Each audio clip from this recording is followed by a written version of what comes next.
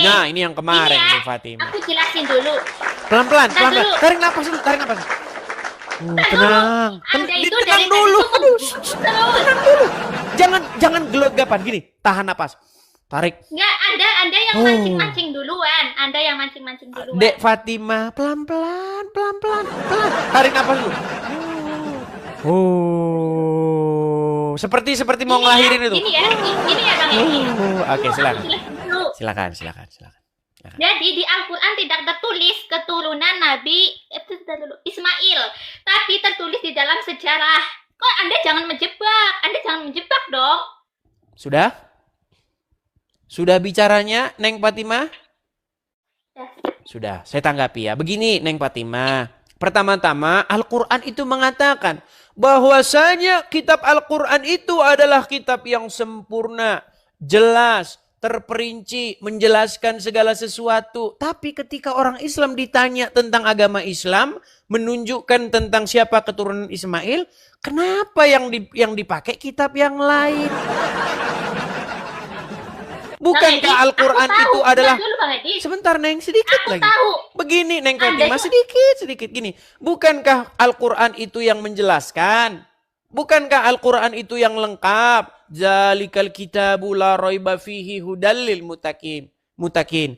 Tidak ada keraguan padanya, petunjuk bagi orang-orang yang bertakwa. Kenapa yang menjadi petunjuk malah kitab sejarah, bukan Al-Quran? Apakah orang Islam sudah tidak percaya lagi dengan Al-Quran, bahwa Al-Quran menjelaskan? Silakan. Aku udah tahu kalau Anda itu udah tahu sebenarnya kalau di Al-Quran ini nggak tertulis tentang Nabi yang dari keturunan Ismail. Anda itu menjebak orang Islam. Maka justru karena itu kenapa sekarang? Anda udah gede, jangan kayak anak-anak. Begini Neng Fatimah yang cantik jelita, yang semua laki-laki akan senang melihatnya. Dengarkan Neng Fatimah, begini. Tidak ada di dalam Al-Quran itu ada ayat yang menyebutkan bahwa Allah itu berfirman kepada keturunan Ismail. Tidak ada ayat yang menyebutkan bahkan satu saja nama keturunan Ismail. Ya, bentar dulu Bang Edis. Kalau ada karena tidak tahu, ada, lalu kenapa sekarang disebarkan? Lalu kenapa sekarang disebarkan sebuah gosip, sebuah kabar bohong bahwasanya Allah berfirman kepada keturunan Ismail? Siapa? Ada di Al-Quran memang tidak tertulis, tapi Anda bisa mencarinya di sejarah-sejarahnya gitu Bang Edi. Berarti Al-Quran tidak menjelaskan. Tetap menjelaskan. Ya sudah, tolong jelaskan siapa keturunan Ismail menurut Al-Quran. Bang Edis, Anda jangan menjebak.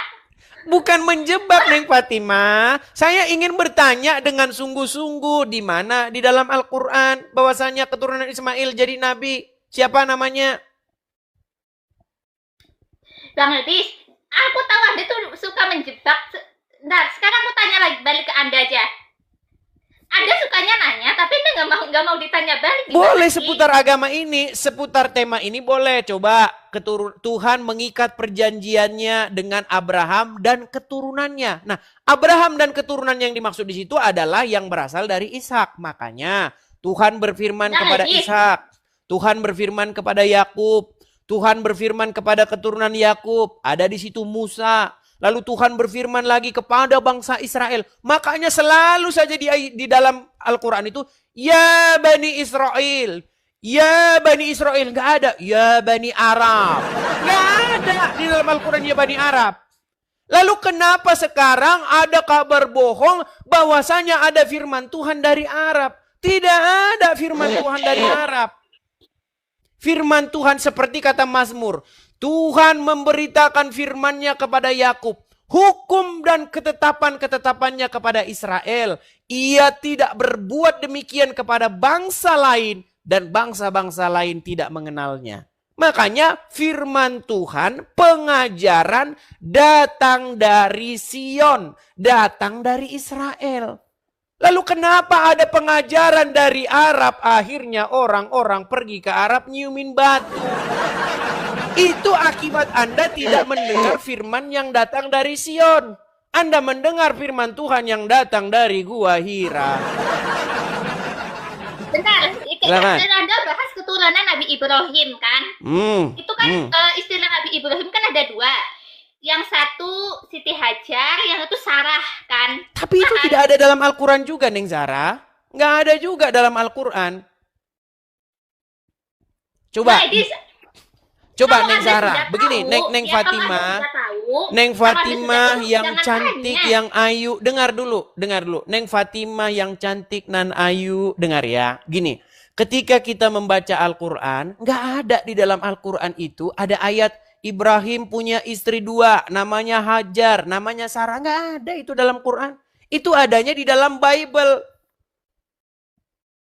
Kan aku bilang kalau Al-Quran itu kitab penyempurna dari kitab yang sebelumnya gitu Bang Edi. Kenapa menyempurnakan malah justru tidak jelas, tidak lengkap, Neng? Kalau menjelaskan seharusnya dia lebih lengkap nih. Ada satu ayat dalam Al-Quran bunyinya begini nih. Nih, saya tunjuk ya. Ini ayat Al-Quran loh. Coba nih, baca nih. Nih, surat Hud ayat yang pertama. Nih, Alif Lam Ra. Ya, inilah kitab yang ayat-ayatnya disusun dengan rapi. Kemudian dijelaskan secara terperinci. Ini Al-Quran bilang bahwasanya Al-Quran terperinci. Tapi umat muslim sayang sekali tidak ada yang percaya bahwa Al-Quran itu terperinci. Justru katanya, oh Al-Quran itu tidak menjelaskan yang terperinci. Tapi yang umum-umum saja. Penjelasannya ada di hadis. Loh. Kitab yang menjelaskan itu bukan hadis, Neng. Kitab yang menjelaskan itu Al-Quran. Oh, Bang Edis, aku tahu Anda tuh sebenarnya tuh mau menjebak umat Islam. Anda tuh penghujat. Bukan penghujat, Neng. Justru saya ingin memberitakan apa yang benar. Anda, bentar dulu. Anda tuh kayak anak kecil. Anak kecil Anda nggak berpikir dewasa. Aneh deh Anda. Anehnya di mana? Saya mengatakan bahwasanya kayak anak kecil. Begini, Neng Fatimah. Saya bilang di dalam Al-Quran itu tidak ada loh istri Ibrahim itu namanya Hajar, istri Ibrahim itu namanya Sarah. Itu nggak ada dalam Al-Quran. Tapi ada dalam sejarah. Iya, sejarahnya ngambil dari Bible. Katanya Al-Quran kitab yang lengkap, terperinci, menjelaskan segala sesuatu seperti ayat ini. Tapi faktanya di lapangan yang menjelaskan malah kitab sejarah. Ini kunaon sih, ini gimana? Coba. Udahlah Bang Edis. Aku tuh udah tahu taktik Anda gitu, udah tahu. Ini bukan taktik, Neng. Tolong jangan berpikiran yang negatif kepada saya dulu. Saya ini ingin memberitakan apa yang sesungguhnya. Yang selama ini sudah dipelintir-pelintir. Katanya, coba kalau ditanya umat muslim. Kalau Al-Quran itu memelintir, mana buktinya, mana ayatnya? Begini, Neng, oke. Kalau kita tanya Al-Quran, seandainya Al-Quran ini ChatGPT, kita tanya ya, wahai Al-Quran, kitab apakah yang menjelaskan segala sesuatu? Pasti Al-Quran menjawab, saya. Nggak mungkin Al-Quran bilang, oh kitabnya tetangga. Nggak mungkin begitu. Tidak mungkin Al-Quran akan berkata, Al-Quran, kitab apa yang menjelaskan segala sesuatu? Oh, kitabnya orang Kristen. Nggak mungkin dia bilang begitu. Pasti dia bilang, sayalah kitab yang menjelaskan segala sesuatu. Tertulis di dalam surat Hud ayat yang pertama. Rinci, jelas, dijelaskan secara teratur, terperinci. Kurang bagaimana lagi ayat Al-Quran mengatakannya? Coba. Iya, aku tahu, Di. Aku tahu Bang Edis, aku tahu. Terus, kenapa? Kenapa sekarang Neng Fatimah termakan oleh isu, termakan oleh omongan orang-orang bahwasanya oh Al-Quran itu hanya menjelaskan yang umum-umum saja. Al-Quran itu tidak terperinci. Loh, ini terperinci tulisannya nih. Jelas, dijelaskan nih. Kitab yang ayat-ayatnya disusun dengan rapi kemudian dijelaskan secara terperinci nih. Terperinci. Bagaimana mungkin Quran bilang terperinci tapi umat muslim bilang nggak terperinci? Gimana? Nah, Bang Edi, sekarang aku yang tanya kepada Anda. Oke, tapi sudah mengakui dulu ya. Sudah mengakui bahwa tidak ada keturunan Ismail yang jadi nabi. Aku tanya dulu pada Anda. Iya, maksudnya Neng Fatimah sudah mengakui sekarang bahwasanya tidak ada keturunan Ismail yang jadi nabi. Ada atau tidak ada? Ada tapi dalam sejarah. Ada tapi dalam sejarah. Oke, sebutkan Kang Edi. siapa namanya. Satu keturunan Ismail yang jadi nabi dalam Al-Quran siapa? Nggak, aku udah bilang dalam Al-Quran nggak ada. Tapi Iya memang tidak ada. Kalau tidak ada, jangan dibuat menjadi ada.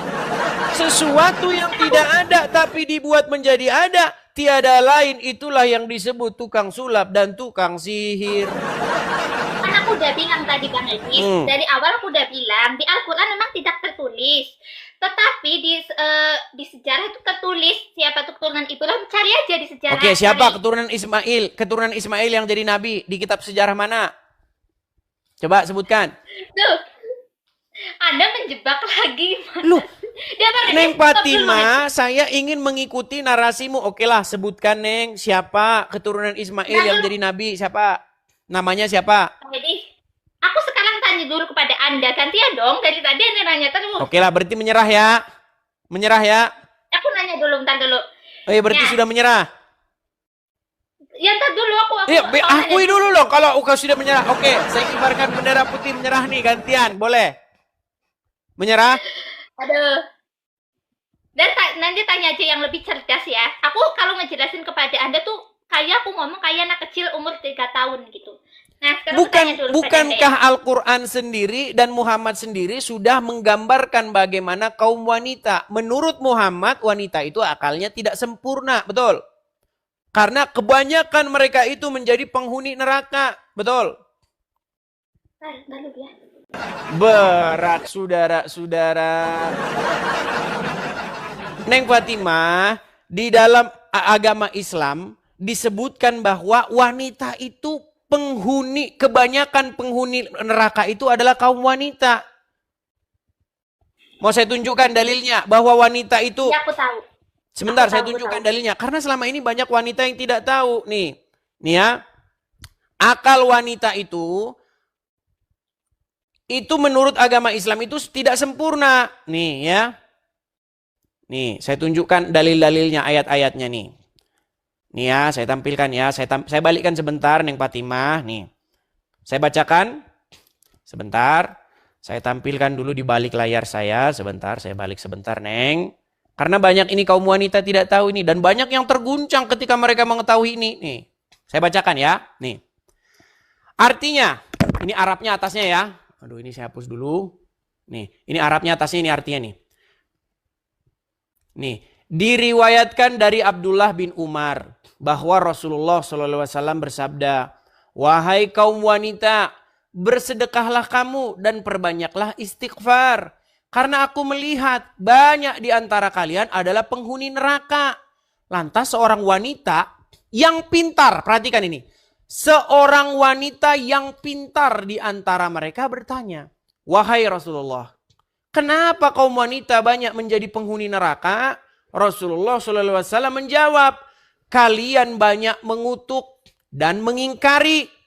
Maksudnya mengingkari pemberian nikmat dari suami. Aku tidak melihat, ini kata Muhammad nih. Aku tidak melihat kaum yang kurang akal. Nah ini perhatikan ini, kurang akal nih. Aduh, Fatimah dikatakan kurang akal. Aku tidak melihat satu kaum yang kurang akal dan agamanya itu lebih banyak daripada yang memiliki akalnya kecuali dari golongan kalian. Nah ini lanjut lagi ya. Wanita itu bertanya lagi, "Wahai Rasulullah, apa maksud kekurangan akal dan agama itu?" Rasulullah SAW menjawab, "Maksud kekurangan akal ialah persaksian dua orang wanita sama dengan persaksian seorang laki-laki." Ini ada dalam surat Al-Baqarah.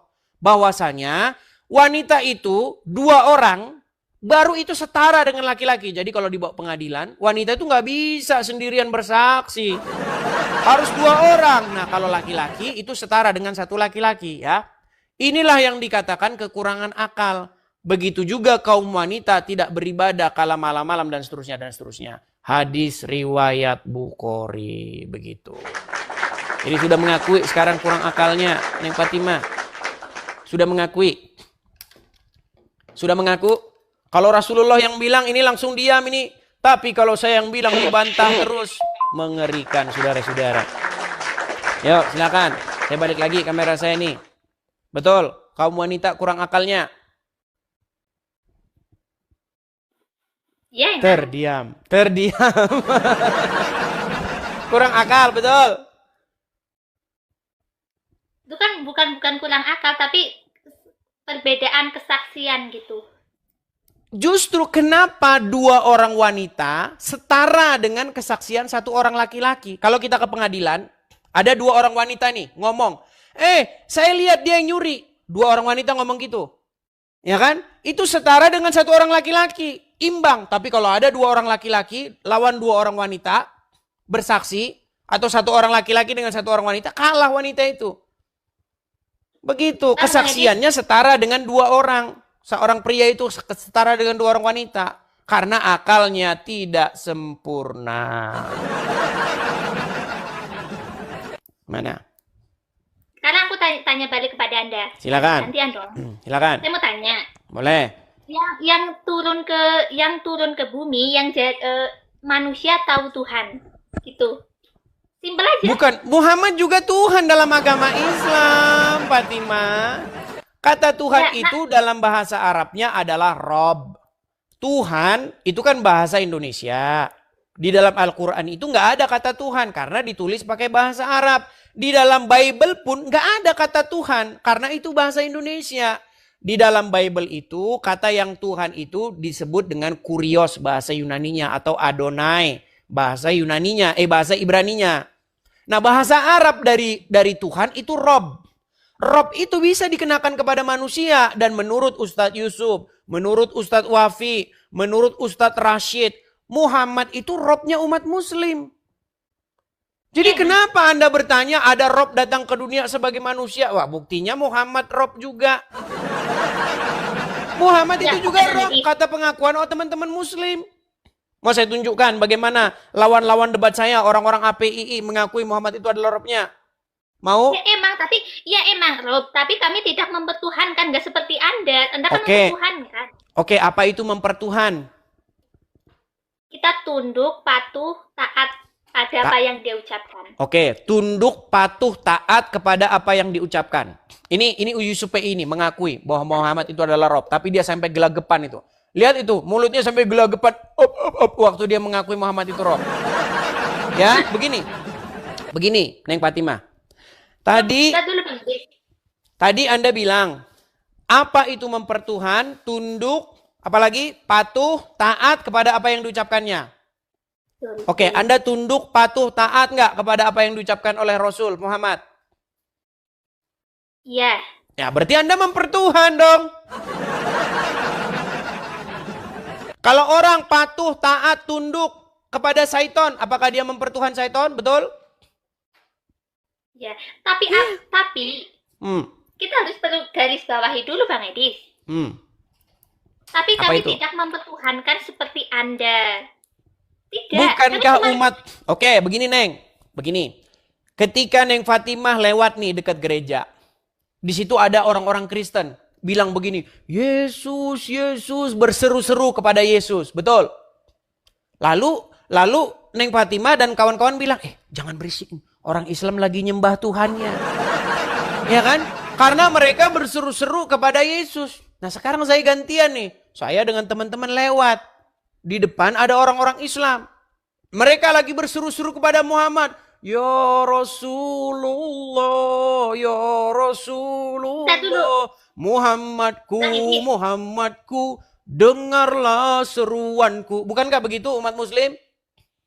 Kami itu bersolawat. Kami bersolawat bukan menyembah. Sama. Ketika kami berseru-seru kepada Yesus, kalian bilang lagi nyembah Yesus.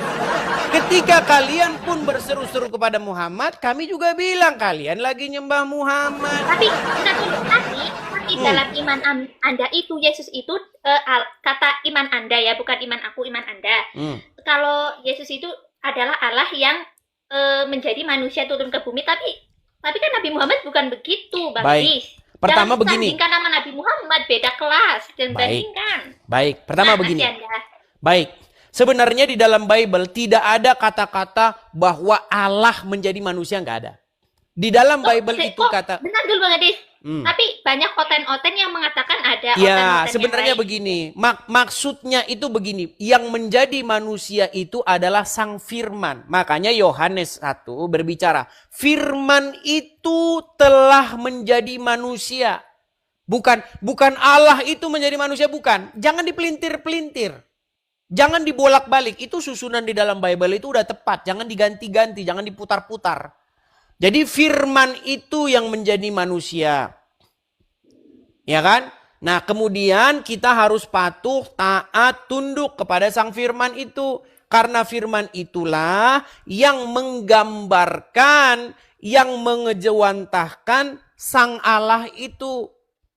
Nah, di dalam agama Islam konsep seperti itu sebenarnya ada. Muhammad itulah yang mengejawantahkan bagaimana Allah itu. Makanya ketika kalian patuh kepada Muhammad, sesungguhnya Oke, kalian patuh betul, kepada Bang Edi. Allah, betul.